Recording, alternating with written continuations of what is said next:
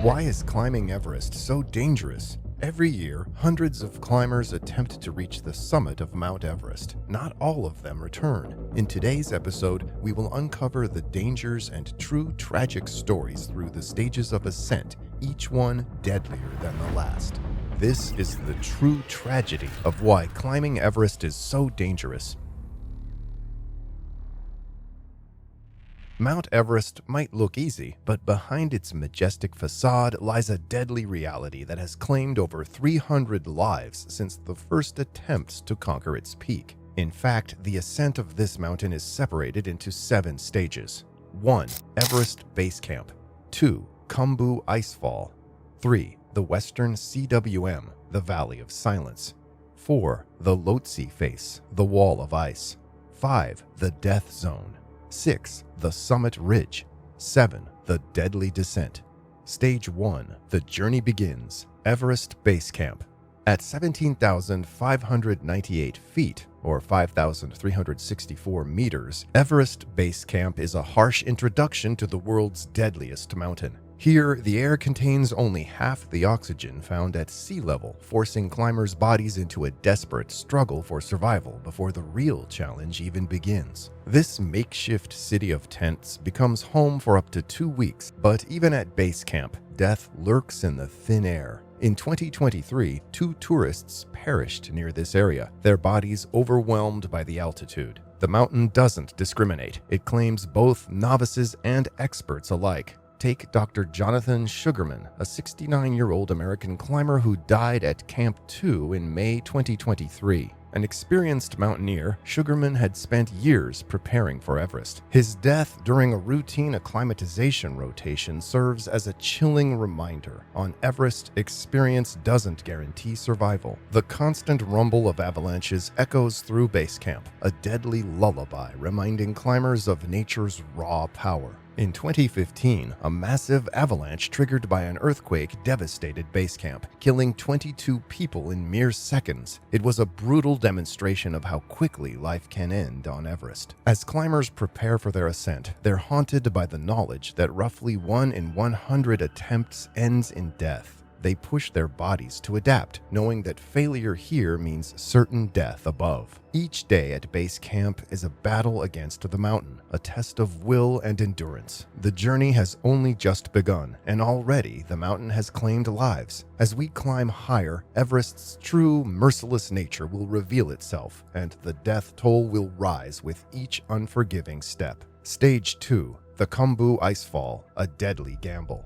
After acclimatizing at base camp, climbers face their first major obstacle, the notorious Kumo Icefall. This treacherous section of moving glacier stretches from 5,486 to 5,944 meters, or 18,000 to 19,500 feet. Climbers typically start before dawn, aiming to cross the icefall before the sun increases the risk of ice collapse. They navigate through a maze of deep crevasses and towering seracs, using aluminum ladders to cross gaps and climb vertical ice walls. The journey from base camp to Camp 1 usually takes 5 to 6 hours, but can stretch longer for less experienced climbers. This stage has claimed numerous lives. In 2014, an ice avalanche killed 16 Nepalese guides in a single incident. More recently, in April 2023, 3 Sherpas, Dawa Chiri, Lakpa Rita, and Pemba Tenzing lost their lives at 5,700 meters in the icefall when a serac collapsed.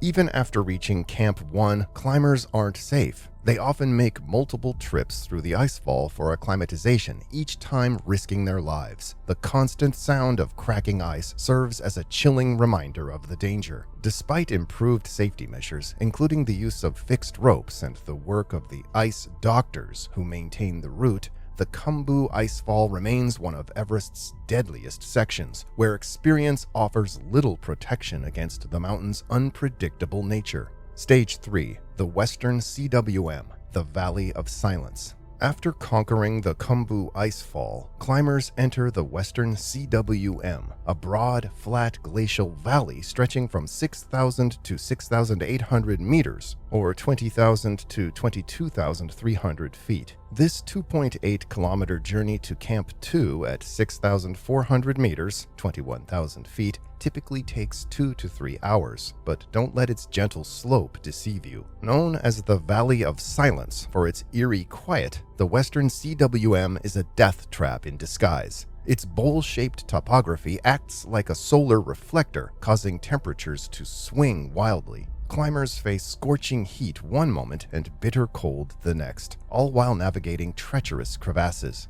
In 2012, this valley became the stage for tragedy. Shreya Shah Chlorfine, a 33-year-old Canadian climber, entered the Western CWM with dreams of becoming the first South Asian woman to summit Everest from the south side. Despite warnings from her Sherpas about her slow pace, she pressed on, determined to reach her goal. As Shah Chlorfine traversed the valley, the extreme conditions began to take their toll. The constant fluctuation between intense heat and cold, combined with the thin air, slowly sapped her strength. Yet, driven by her dream, she continued upward. Shah Chlorfine would eventually reach the summit, but at a terrible cost. Exhausted and dehydrated from her struggle through the Western CWM and beyond, she collapsed and died at 27,000 feet during her descent. Her body remained on the mountain for a year before it could be removed, a grim reminder of the CWM's hidden dangers. Stage 4. The Lhotse Face,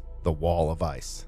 After the deceptive calm of the Western CWM, climbers face their next brutal challenge, the Lhotse Face. This imposing 4,000-foot, 1,220-meter wall of blue ice stands between them and Camp 3 at 23,500 feet, or 7,162 meters. The Lhotse Face is a relentless 45-degree slope of rock-hard ice. Climbers must use fixed ropes and ice axes to ascend, their crampons biting into the unyielding surface with each step.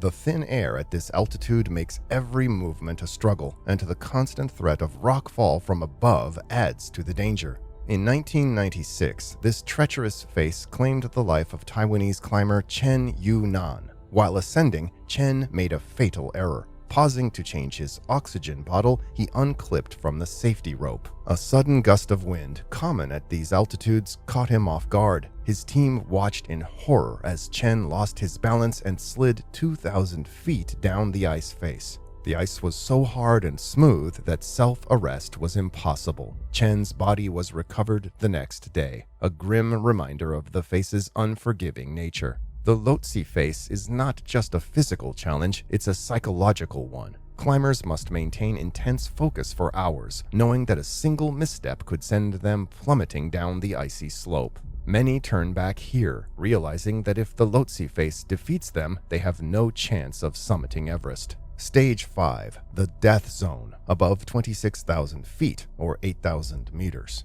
Above 8,000 meters, or 26,247 feet, climbers enter the infamous Death Zone. Here, the air contains only a third of the oxygen found at sea level. Every minute spent in this zone is a battle against your body's rapid deterioration. Your brain swells, your lungs fill with fluid, and your blood thickens dangerously. The tragic story of Francis Arsentiev, known as Sleeping Beauty, epitomizes the death zone's merciless nature. In 1998, she became the first American woman to reach the summit without supplemental oxygen. However, during her descent, she and her husband became separated. Other climbers found her alive but immobile, stranded in the death zone. Despite their efforts, they were forced to leave her to save themselves. Her last recorded words were a plea: "Don't leave me." For 9 years, her body remained visible on the mountain, a grim landmark for subsequent climbers, until her son funded an expedition to move her out of sight. The death zone claimed more victims in the infamous 1996 Everest disaster.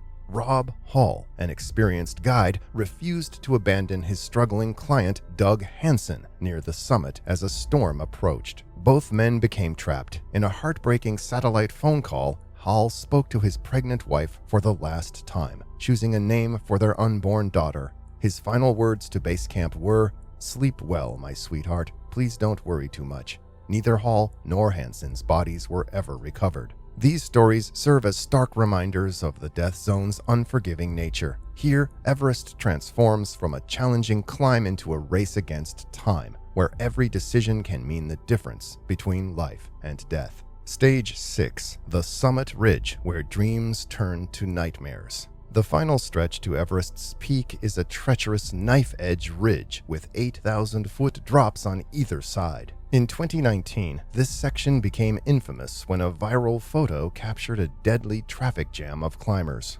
Forced to wait for hours in the death zone, many climbers' oxygen supplies dwindled dangerously. That season claimed 11 lives, with many deaths attributed to the dangerous delays caused by overcrowding. One of the victims was Donald Lynn Cash, who collapsed just minutes after achieving his lifelong dream of reaching the summit. Despite the valiant efforts of his Sherpa guides to revive him and assist his descent, Cash died on the way down, another life claimed by Everest's unforgiving nature. Stage 7. The Deadly Descent.